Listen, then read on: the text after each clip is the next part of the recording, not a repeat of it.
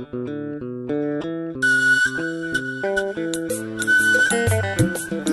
sopra.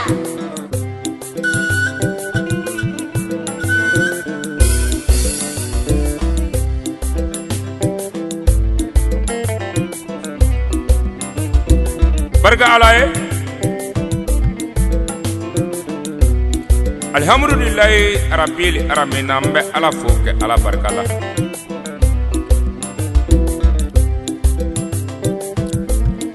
dibisro wulile kata kaloni na isagare ka frafinando yara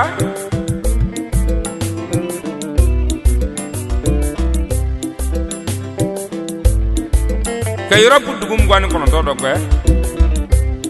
ka Ameriki 55 pays laje ka Sini ndo kwe ka Afrique l'Est do kwe ka Afrique centrale do kwe ka Central Afrique do kwe farafina loni kele mansa ya kele marfa karfale mansa ke jonna farafina kono wole ta dibisro ni dipi suni no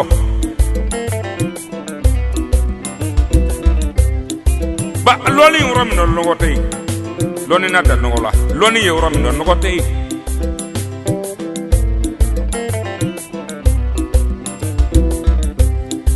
ka juruni fo na metriye ka juruni fo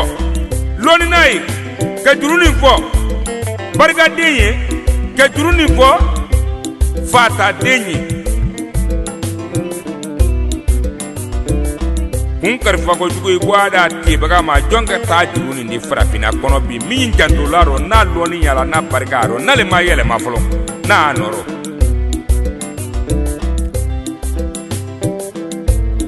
danga kay bulo de la de danga kay bulo de la de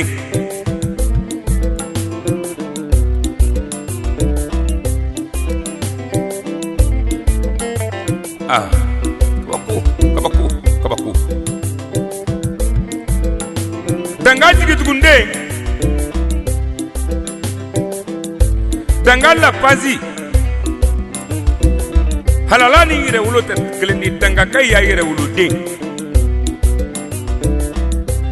saramza de balo turo te yende saramza de koma mini tayela kanyaba den lo na iri kebre iri bega jan kebre ni didi kwa kuna na makurusi fra be oro do ko boro wala do fra neto to kolo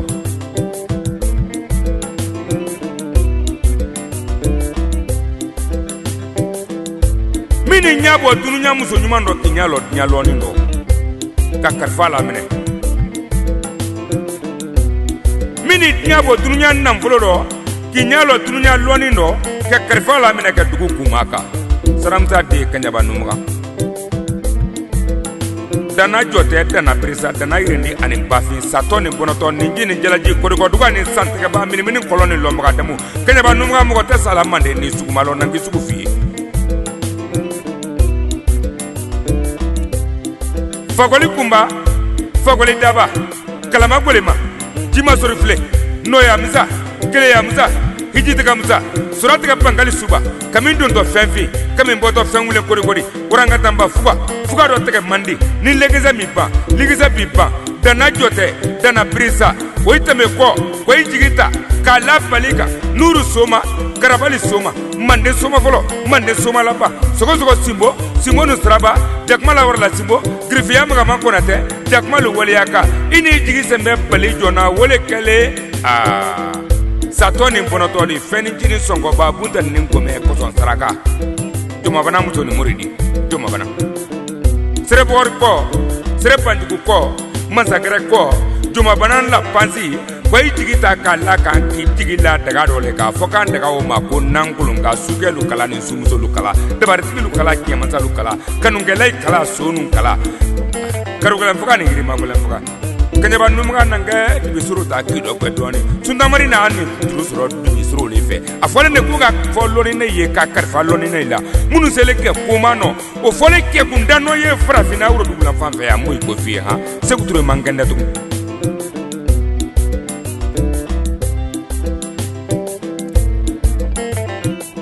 kanyaba numga loni fiman loni keman loni wuleman muri loni soma loni dozo loni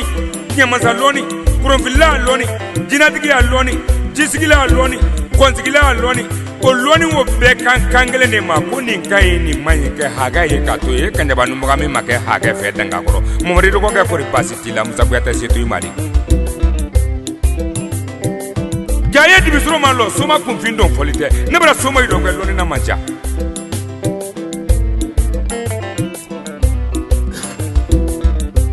kandra jelilu la ike soma ibonyo ngondo beti ko be bugo sibola me anya fonya kwa ko do filla kenya ba numga nyama ko ko na nyina kwa be ko ko begi totem sibili me abe nono la bon sunguru na simbo go nyuma ne mo bla la kabla dugu dentaro mane ke be korobo iko be ke gure la nyode gure fale nyola kese taro fara final loni kar fale soma de namaro de la na ko ko fi ha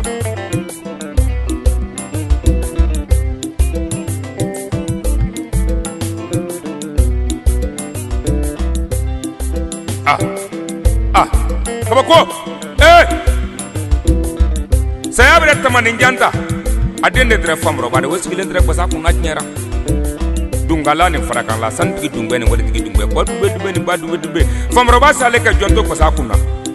singani mbari singani mo tabamba barka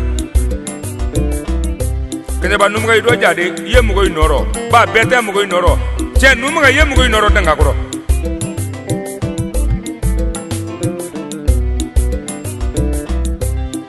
kenya ba numga basitigi magadi me yiri trafe loni trafe da lu trafe kera ngono loni kar falen tre fali basulila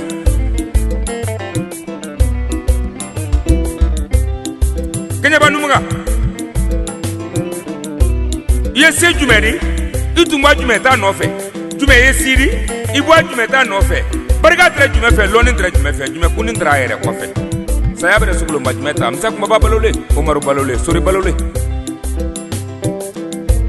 jenangen sele isenga ni dusu gere ke bola doni soma be dusu te bola juruni na ne na fo musa fujalo ye katolo ni ngona barika sogela ko to songo barika mobili la ko to songo abarika musa ye suro abarika musa ye telero abarika musa ye la trudendo la foga o makumba foga ni kilija ni mission arapiti saya le kabako saya na mani saya le no komata ne bro namvri mansa fabrida kaya ba numga itulo sigi doni hay kam sakwate lame basi do tra namvri bulo to ko tra ko jaga tron fantanya timine la ko tuiku ni kene bora soko ma ibere tulugo mu jaga tron maki hamina mfai ba ti duguma nasiri bulo na kamene go namflo mne mogole surati bola to saya bare namvri ta ko ma tra bulo ligese bondo le titre namvri non to koma kwa nyala palido ka molontomba dugugolo bara minanela no ma kuma mangande nyanguda ha saya na no ma komanta adende tra solo de obra wila nangi mangande bintu de koma wono ne so la trudo ko ila lahara ke ba numga ido jallo ninga dia duni ne dia sigile tokotigi le kun tokotigi ko te loni na non te tokotigi wala dia makarana loni na le fe kene ba numwa karfa dole kalila farafina ya ijanto danga sire ido ikana tiede likisa munu ye we jawuli alisini ijanto danga komaro ha ima e falama mo ta bibi walilala mana finde koma barabi mana finde jina lalile fanda ke mangende ke jamfa lale mana fin saga barabi kaba golo bara minane musa kwatela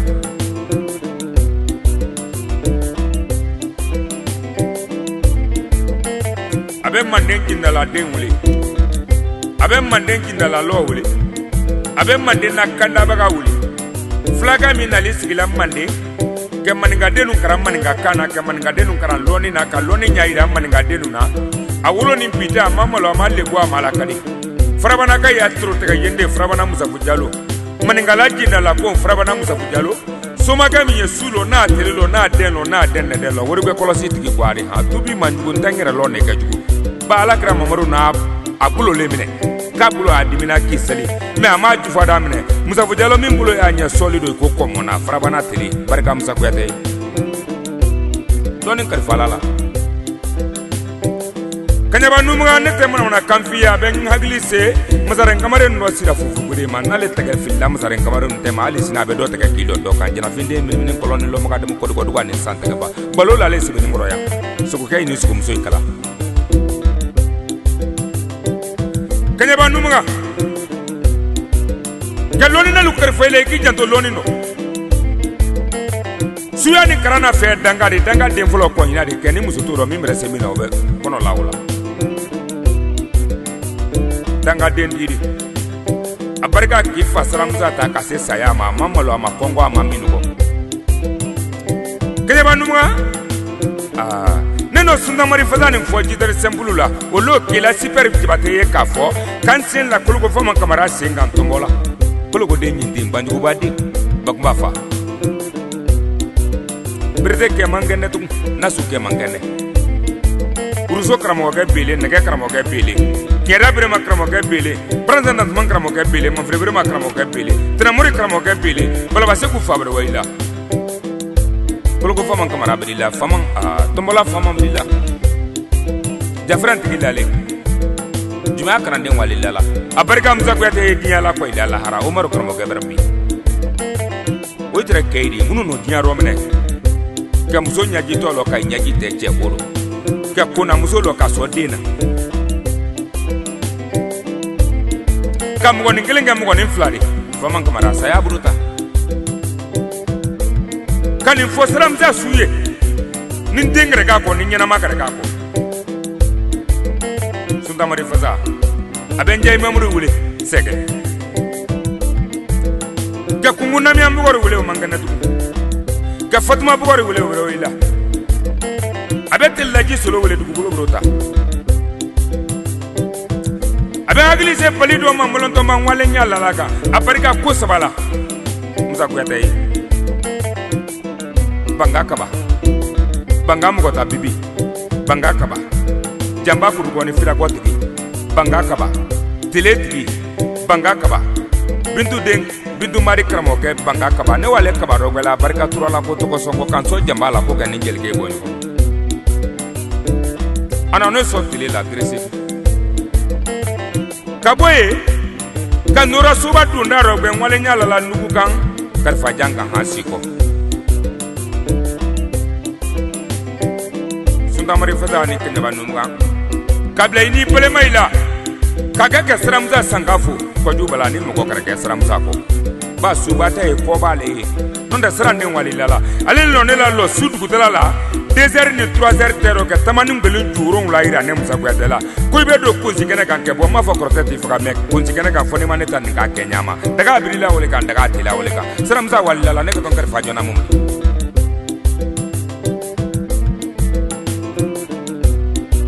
nanga suguro ba mu ko tatna ko fiye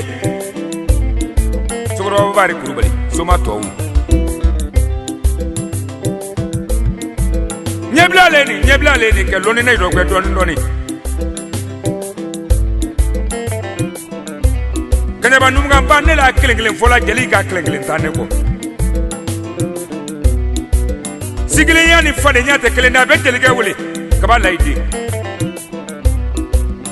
sigile nyani fade nyate kelenda be jeli ga wole nyango ya te jeli ga mina jigiba ko yate nono juruni taya lonoro wolo ni sobre yari ngwato nyala lan kega ko kon kejo ngori ko ngwato nyala lan kega ndanga goro akoko chei ke ya ne gongo anale kanale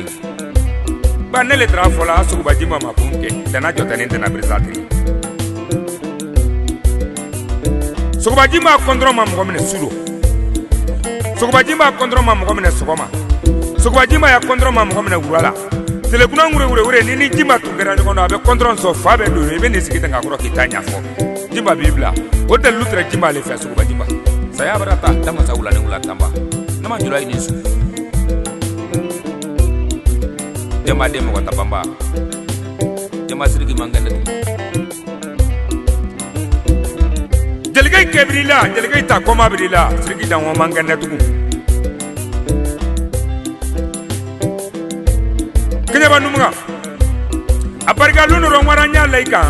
iko kongelo kike prevu ira nango kenya banumga nete control jeli maela musafo jalo no do neni jeli te nete control jeli maela iko kibitani ke kongenya la si me kike to kominga kona sero ma komenya laka no nyala si no wuro len fla di control ma ke kese de nanin laka ko control ga so yini subuga yo italalo la ke fila buluta mana fila ta ka la control ga ko ne ga nyala ka ne no nyala ka ino kunganya kelenti ne mafenyi mwate mutu kono mabaka bakala na masala ke kunganya flate muza kwete mafenye makono ye majina ye mawara ye ino kunganya sabana te uromino dungimbo le sanve ka beduguma ne magumi tire to ifere iko ni na kontro ya mguti dungimbe iko ko mo musubuka dole ni musa kwete abarika ne no ye ulo kenya banunga ko tata ka ko ndi kore kole sayale no malo musata kama zadun falaita kaskolo masayon ta branza simri kamara mangene tu nantre mere mabere bi hawa mari lale sekarfa mangene mambre bre malale mambre de mo ko tabamba jelke bro waila anoke kun na baro ke besayama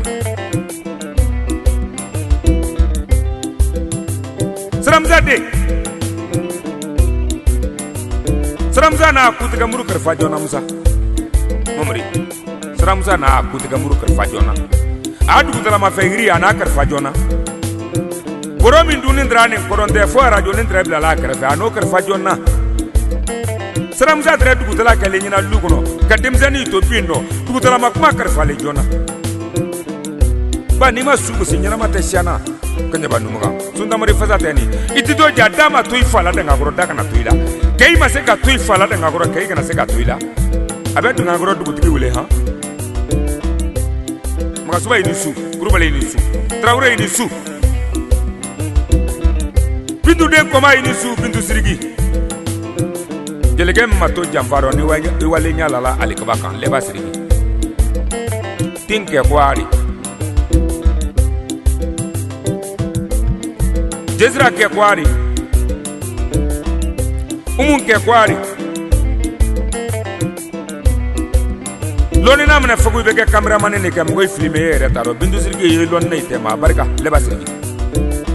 abe baru kurubale wele aja maria madi mugo mancha ni dem mugo cheka kam go furgo kuna tem go ya makut lala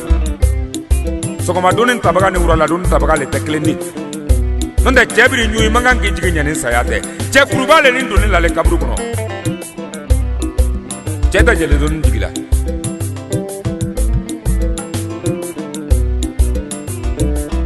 ke jeliga wule alifanyasi kuyate kangan jeliga inisu kanya banumuga kori kontrol macheri nonda ne wale nyala la falda mazadum falay kangure kore kolena mazadum kamalom zaro kwe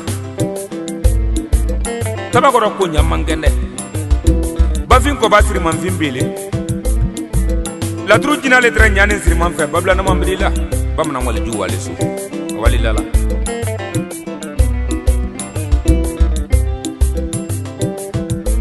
abe soma yule munu ni janto nyaro soma ya ni muriya ko kele ne nay bonyo ko ma wodolo mini ala do me kenya banu maganga dolo minari nonda ibe jugo kele ni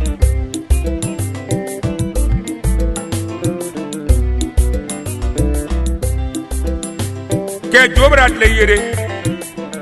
jobra kon mano ibulo ke barga blay muso sabayi ke barga blay koroye ke sunda mari fazani ta ki fasanga fo lala deni abidi mangana la rabi wali lala tegle mari barga wa ke mela kono no la rabi sanga fo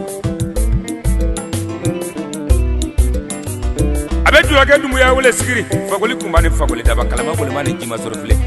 horonya julake lambe tigi julake commerçant ni yere sante keleni horonga miskili sigiri na ayere lo julake ni su yedim tani kuna sigiri ibulo grota le gutila ima fade todo gabarga bla nu munga yesna sibalu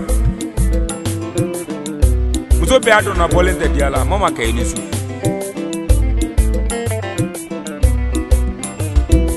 soma demzen fama mwanya la ikan kanga ngura momri kurubali mbo kay ni su sayale nom ja momri tabana frala abadenga sari babarika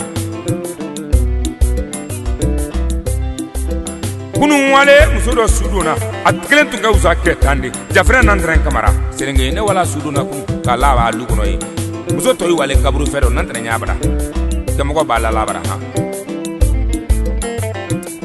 abe wo ma bugore wule wono ne lati mi antani kono toko binan ne toko kele kam nyengena ade ne ba sudu mu yari mo mancha kenya ba numuga ke suya kara subuga ke boye masido fola ise mo suyaro ke lonin kara lonin ne kana e masido fola ise mo lonin no ke kurana kara muri kana wajuli la e masido fola ise mo muri yaro me baku lonin de bile no la doni o de brene kono do fi non da ma no ko bakoro babara diga seri bade ne mo garade da kudunya kilimpia na musa ko ta jabi sayale no mar gonta samandra kanyala kero ka alama ke suma de alama ke muridi me alana ke arama de nuti bugari alama de entru sayon sima de entru alama ke mogo ule na mando ko ke saya bere ke mogo mene sokona na man fa wale sokona bili fa wale sokona breti fa wale na se ma fa wale kan mi bre fa mangana yogo ba fa mangana mpali fa bele alu fa bele sine ko ke lale fantamza fa mangana sokona ke mangende brete ke mangende ne kebra waila alama de koma ko sabatre niaro ke mo gotre sola ka seneke ka mo goso ka nyafo ama sa fa den sago yara walila la fa den sago ye kabru fero ke mo gola labara alama ke mo go inisu dungulo bramene adene dra moyidi sa ya buruta dra mo fa inisu suya mo gola ne la foni nyina mama kiko ke mo godeno abarka turala abarka ka babadola Mogo mancha Shaka fans Saya barata Alama sika koroke lali Alama ke mogo Alama sika dokoke Alama nyangale dokoke brila Alama kani koroke lali Alama msa koroke brila Alama sina koroke brila Alama ke mogo Ano dinyari msama Dakudu nyakile kwa ila lahara Mogo mancha Kenya banu mga Mwara fanga seguro ke fanga mayala de koma mancha sayale no kamne damota ya iglesi ki kamzala me ba jeli ye kumala ye ngarai ne bana jeli ke wulu tubri fa kari ha mambre de musa kuyate jesu mor do ko ke dawra kuyate do ko ke manzan do ko ke mangari ima ye numa ya mangende bana ngoro konson lale baka mangende abe fajimu wule che fori na muso free ato yela danga jobala barika ngasuba na fora ko ke kenya banu ban ke keri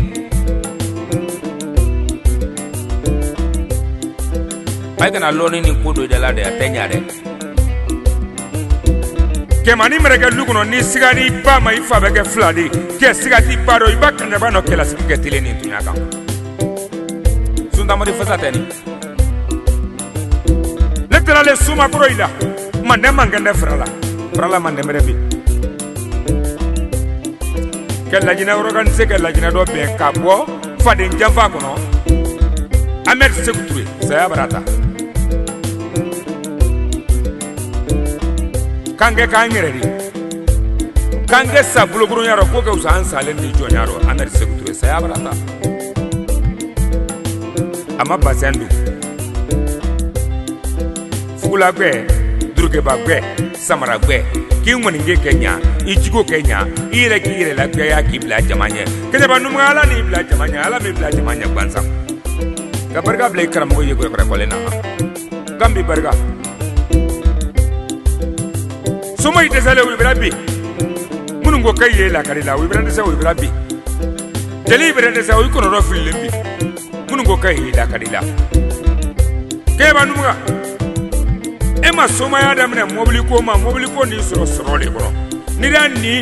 ina ni li kaka foi te tiens kono minga uso la mairie frafina article kemeni pa kele ni tani kele lambe la sanfɛ ni lambe ma minɛra ni ma mulubali ya kɛ i bɛ bila cɛ i lambe le kɔnɔ i bannen kɔ a dunguya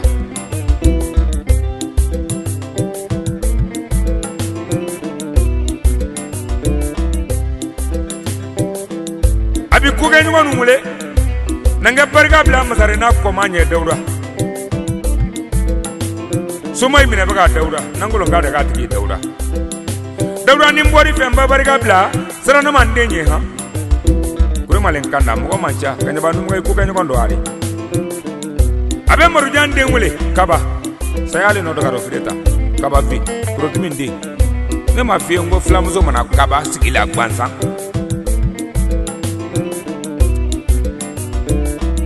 a bɛ segu den wele dɛgɛla mamudu keyita mɔgɔ man ca a bɛ sumayila wele sigɔrɔlen kɔmatigi a bɛ arama wele wele se bugu tendu ngoni fo ni yɛrɛ lɔnbaliya tɛ kelen ni aramaya yɛrɛ lɔ a bɛ donso i ma dɔn kɔma wele samaya yegoba suntamari fasa a bɛ kante fama den wele numukɛ min nɔ na lɔ kɛnsɔ nɛgɛ dɔ su lɔ kɛnsɔ nɛgɛ dɔ tile lɔ kɔjo bala i ni su suntamari fasa tɛ ni ka siramusa san k'a fɔ a la kɛ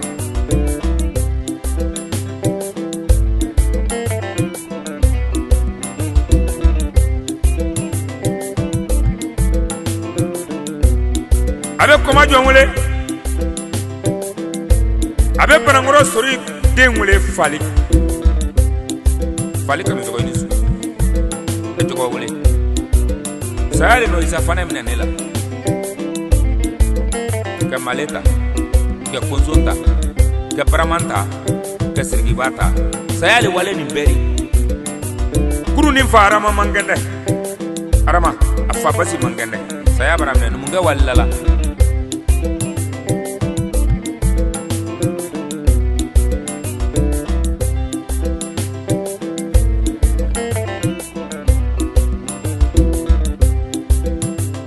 ko a bɛ mari kuma wele fana kɔrɔ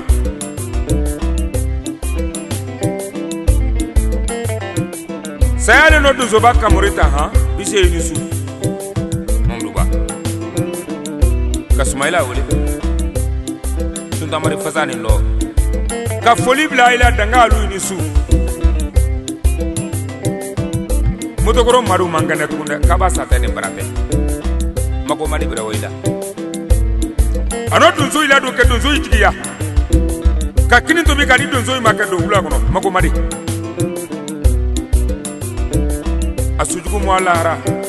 marama ke lali sitan fa mangende fanda fa lali mako madi ko ga lali mako jimba ko ga lali mako madi moro do ko ga bidilla illa ke ye woro mi no mako madi beni ibara ke manenya ambala kali ima ye sama mangene na babili bele kamori lale broma ini su sui ko mo ko ini su ke barga bla marjuma de mo ko ta bibi ye marjuma jimba fabre fa ini su ele no mar fa la jele musakana ka asef ka dan kundo ka nyaira na be mar ba ko ne wole ka nyane arama wole ko ma mancha tu afola ne ko ga juru ni fomu ko ye muru ni janto fara finado ke frafina loni no mine ke frafina togo la kanda ki jantu illa mero ima ye sayale no nandre ndenta ne bulo wula kono nandre na man lale hasibri ngoro nama karenga fama ngene brete ke lale solo ba ke lale dumdire billah man berber ma yakrandi ate nya so seru ni su frada maradi ngam ko mayma munu no koma no ke kodlam fayna saya bram fayna taman saya ke suribata ni sita kuma tu komo ko mu ye ya no mga ijanto ni kondo ay ga tega di ngoma nya te soma yaro nya barigaro nya te muri yaro nya barigaro nya te loni no nya barigaro ni nyara kitele ni maboy lo fe be boy kenga fe soma ko te fagula foni makam ngodi abay faman de no mule ke faman ko wele no mure bariga wabi so bala ko faman jansa ko to ko songo kababe ni su taga mani ba mo mancha marabana ni magabana taka kwimbiri mugo mancha no bataka wulo kwado wasunu sigorole kanyala jangoro bato ko man jam fitine abarga gabrama kante do gwe nege ken munduru ta ko musa miso negela ko te miso bega no ko te menye duguro itere klendi masigorole ya kisigia mugo mancha abe sidan den ko mawle badugo momari ko matigi momari mugo mancha de momari ni su fale ko lo makono mbirila jam foila dawda bele saya no bre ko jumanta sabasi walla chakunto ye kabru fero wara bachato la labara numuga keba numuga kanlo ki fasanga fo bangwato kangangura momaria solila nyanin sede e kan kasati la me ha barika terena kan ne makoto ko songo abarika sakajigila ko to songo abarika murfala ko to songo abarika lambela abarika nyakuna kanyaba numuga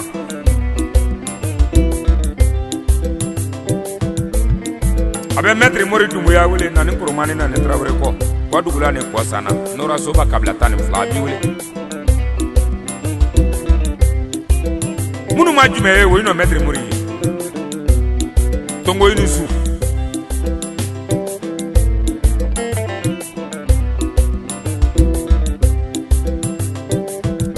kenya banumuga nikera somari iki majiki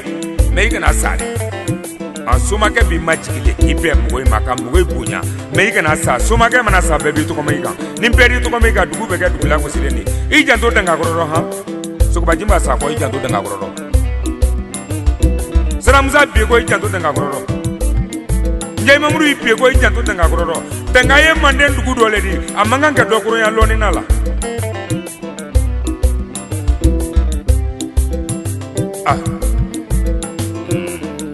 baku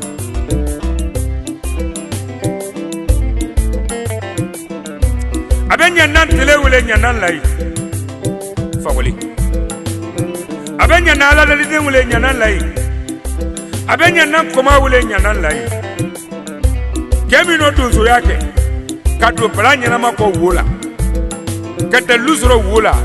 kaboy akramoga bala boni kadu ko wola ko saman ko la bo kada lusro yi kaboy alaga nya flam na la kaso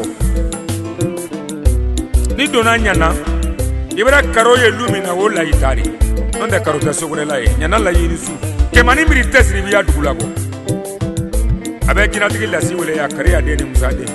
ono ne so mobili fla la ko to so ngoga dugulo tandiam kabarga bla ala yi kabla krai mari fazale ni korote tanin flale mo fagala korote tanin fla kulo ye fabun sabari basile kunziri gomandoni sayano sauru sata sotigila betigi manja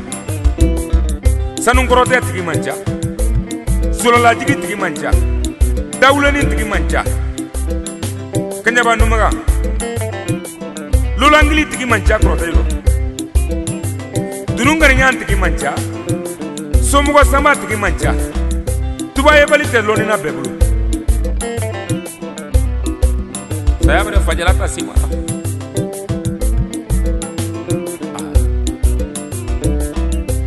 ibere doni yini nyumano doni yini njugumano neni nga tuike sani nyuma nge nimalo jugumange kelo lone ka usalombale yari nonde fatobe kazangele kido ndugudo fani mwekele soma ke be kazange kido duguro fani mbekele alimami be kazange kido duguro fani mbekele murge be kazange kido duguro fani mbekele dalutigi be kazange kido fani duguro fani mbekele ministri be kazange kido duguro fani mbekele president be kazange kido duguro fani mbekele ni do sira me dinaro da non da kreke ye vesilale do ko ni songo ka bonde ndori me fani mbekele na ri do duguro le duguro nyana ma haro ibera minga wole fotiko kanya banu ma nyana ma yaro ni ye minga wole fotiko nyani mfani mbekele nte do jaha kanya bade mo kota bibi kanya bade nturu kanya bade lonairi feni chini songoba buntan nin gome soma ido krangran goma cheni urunu la frafine yambi yelo no mena abe mbali maru wole kabon libre bili sobra du tan fladen bulla den dingle mbale de mo ta bibi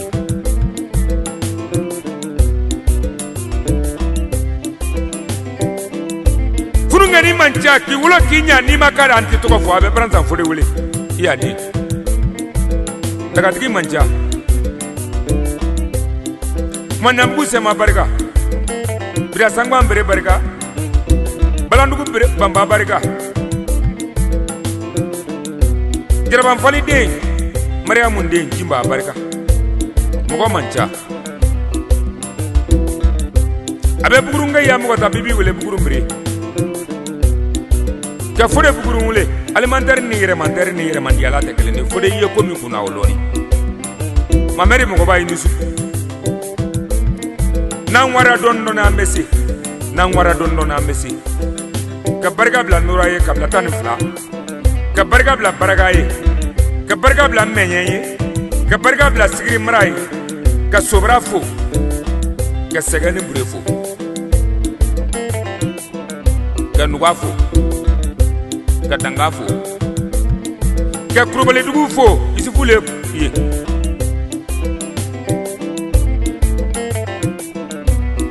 ka nangulonga tigi fo somo ido alimami ne nangulonga daga tigi kata ite jena yake ite mugo dabari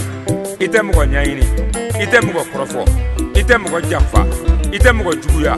ite wala mugo akoro ite komi nyalo ite pela mugo kana beiga mugo teseila nangulonga daga lewro yele juma bana muso ni morilla ana dinu ale kele no dem mugo bisa bani wurum la soro sere bore barga biye barga ka barga blaye ablay koma inisu kay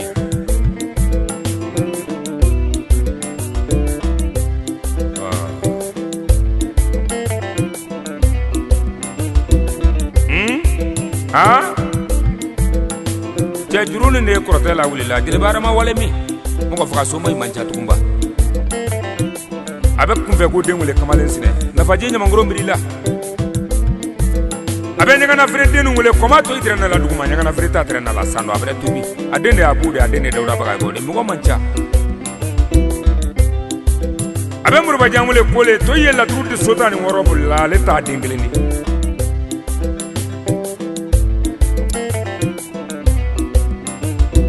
abe pranzan frede wule pranzan galu wule danga ka fali wule prangoro ka jogo wule ka isa fana denga bwa wule ha ka driza wule zeru de abarga nselen kay man tametwari ka nyago maro wule tamala la yinisu janaba de la yinisu danda de la yinisu fati de la yinisu tamala mo ta bibi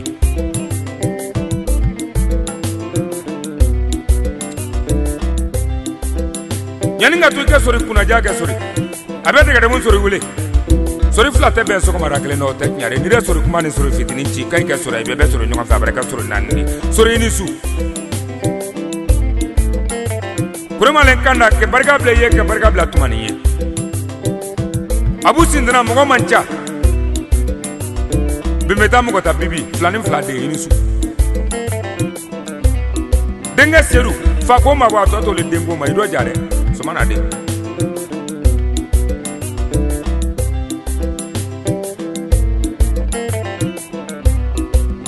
sema nana le sramza sangafula sema ne afeke ndala sramza kola karogwe ba je kono tiela muso kono tiela na kono tiele make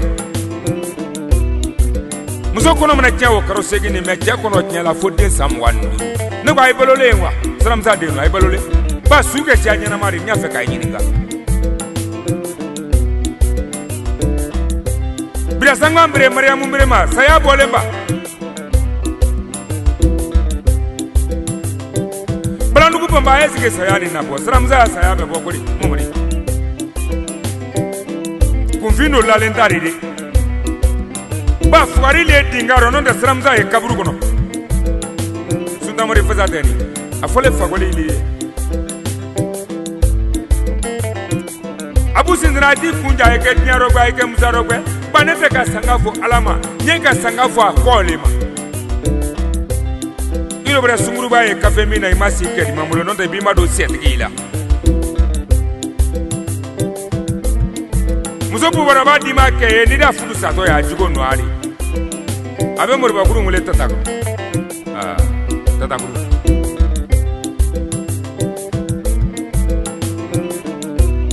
Kojubala, suya makien,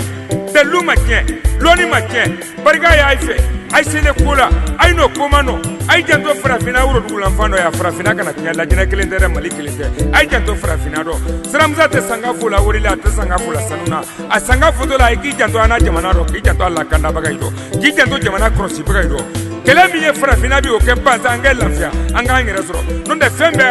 ana dugulo juguro, me here le kana, here le te ya fro. Ay hera samangana ni lone ngara kiyari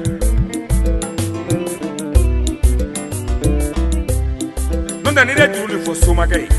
ke juru ni fo soma gay ke juru ni fo soma gay kenya ba numanga na de keleke na wosiya ni makro te kasa me amakra talo nonde